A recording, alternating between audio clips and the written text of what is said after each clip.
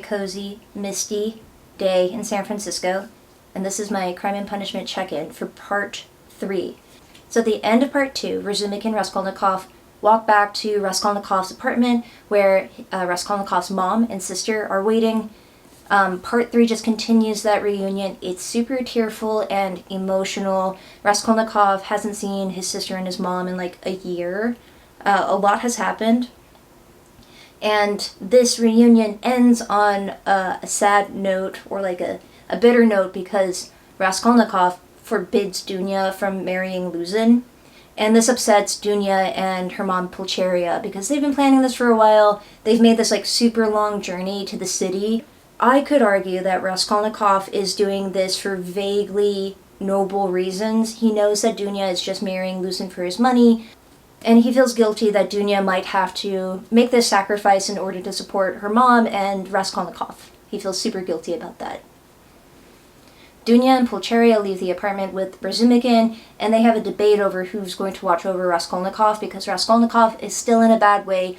No one really trusts him, like mentally or physically, to take care of himself. So they decide that Razumikin and Zazimov are going to watch over Raskolnikov, and Dunya and Pulcheria are going to return to their apartment. Razumikin insists on escorting Pulcheria and Dunya to their lodgings. He's like, oh, the city's not very safe at night. I really would feel better if I walked you over. And he's still very drunk, and he spends this entire, like, escort mission drunkenly, like, admitting that he's very smitten with, like, Dunya. And I think Dunya is, like, flattered by the attention. And this is the chapter. This is the chapter where Dostoevsky wants to remind the reader, wants to remind everyone that everyone in this book is hot.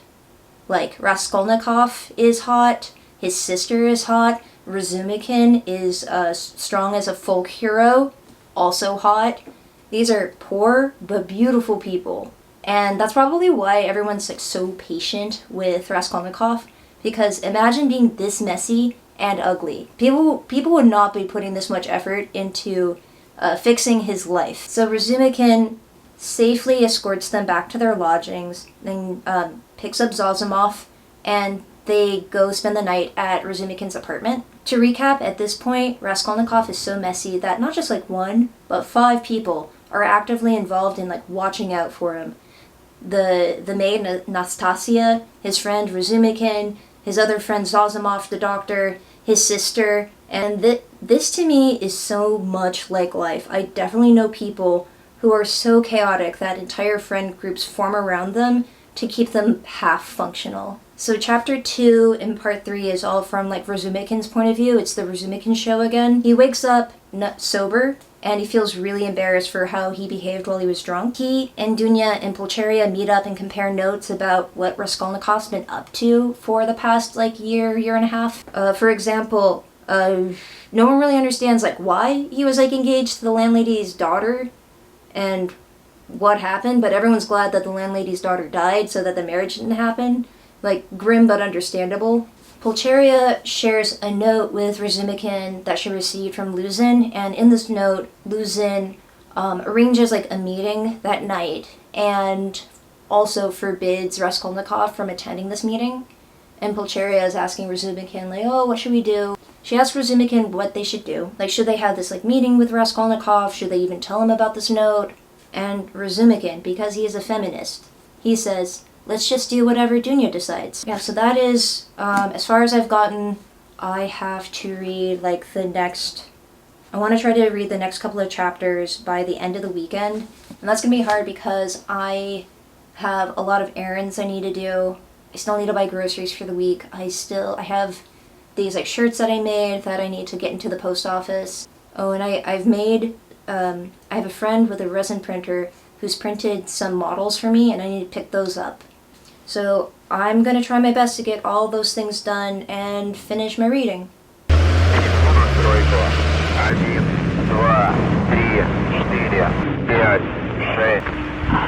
My stress levels are medium rare, you know? Like not the worst. Not even medium or well done. Just medium rare.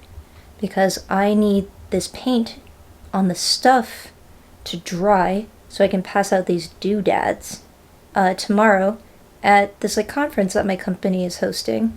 So if you have a mechanical keyboard, a fun thing you can do is get little custom keycaps. And they don't have to be like boring, plain old shapes. They can be like cute little guys. And so I made some that look like the mascot of the company I work for. Let's see if it'll focus. Yeah, so we have like a little cat that has like octopus tentacles that we call Mona. And I'm going to be passing these out this week. But before I do that, they have to dry.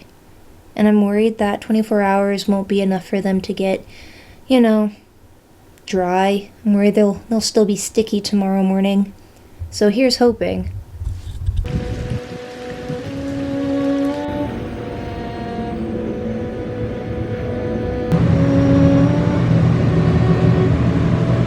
It is Friday. The conference is over. I met a ton of people.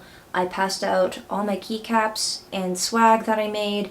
I mailed off all the shirts that people ordered. The tour is over. I survived. And I have a wrap-up of part 3 for you. I want to try to... This was... Because I'm summarizing like 4 chapters, I'm going to try to get through this as quickly as possible.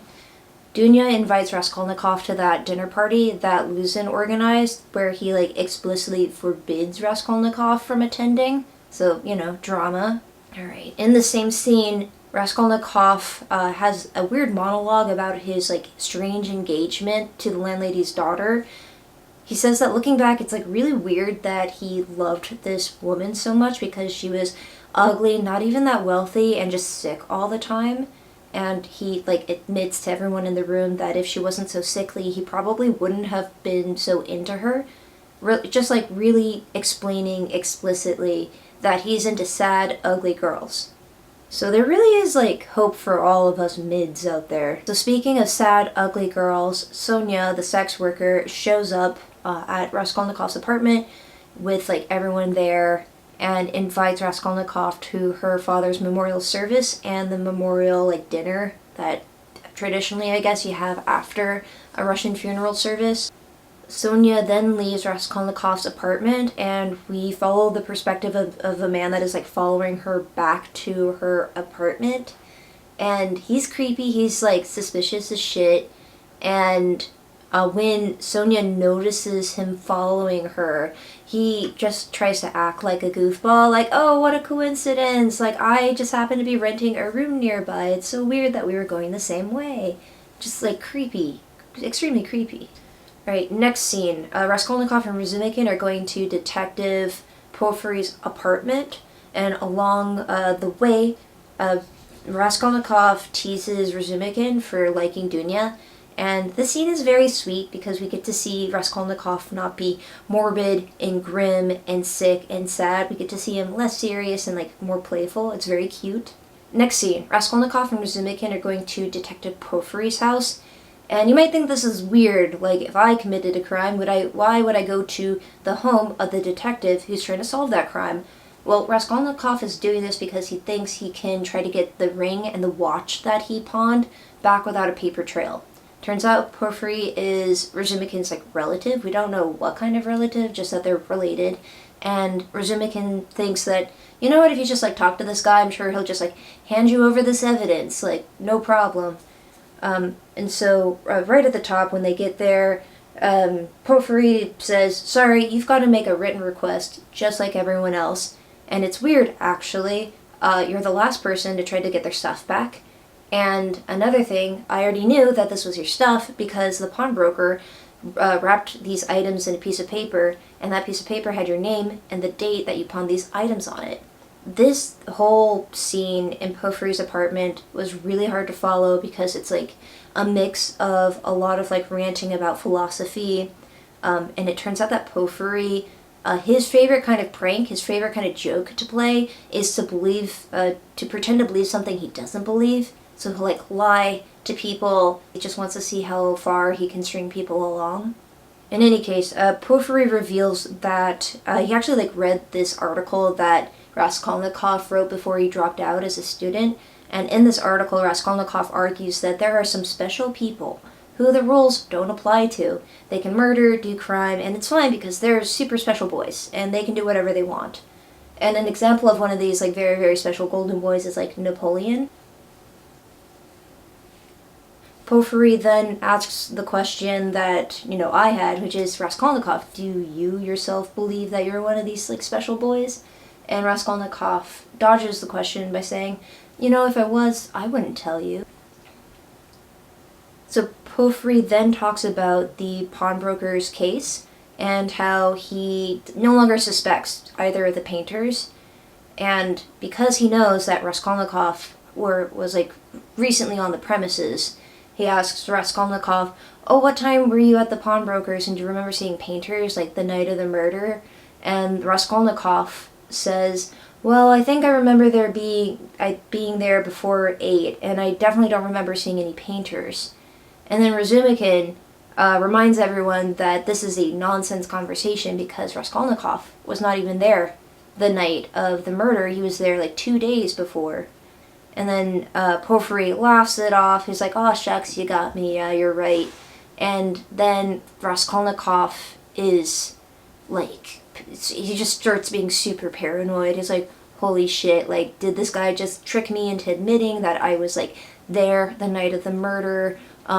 Because this dialogue was like so confusing for everyone, can Raskolnikov pretend like he's either too sick to have like understood what was going on, or can he pretend that he was confused and believe that like Porfiry was asking him about the night that he was there?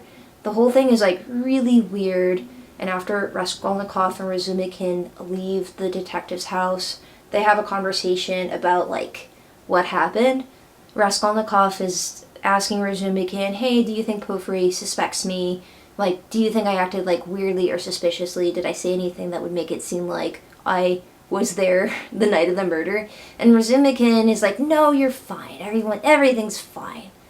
And this is also like weird because it makes it seem like Razumikin like already knows that Raskolnikov was like there and is just trying to tell his friend like, don't worry about it, just be chill. Or is it that Razumikin just thinks that Raskolnikov is like really confused in the moment and is just being reassuring for that reason? It's just very confusing. Razumikin and Raskolnikov like part ways. Raskolnikov heads back to his apartment alone, and when he gets there, the caretaker says, oh, there's like a man that is like calling for you. He like wants to say something. Raskolnikov tries to find this guy. This guy is like a older tradesman, like in his 50s, and the tradesman acting kind of dodgy. He's like kind of distant. Razumikin or Raskolnikov has to like try to find him. He's like, hey, like, were you the guy asking to see me? And then the tradesman just kind of quietly stares at him and then finally says, murderer.